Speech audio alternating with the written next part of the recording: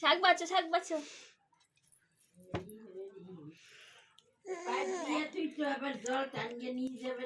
না না, পাইপে এখনো জল আছে। বুঝতে পেরেছে ফোন নিকো।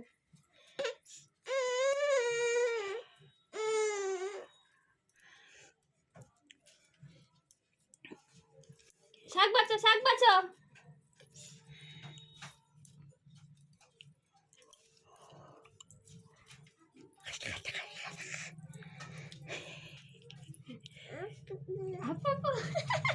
বলছি দেখো না,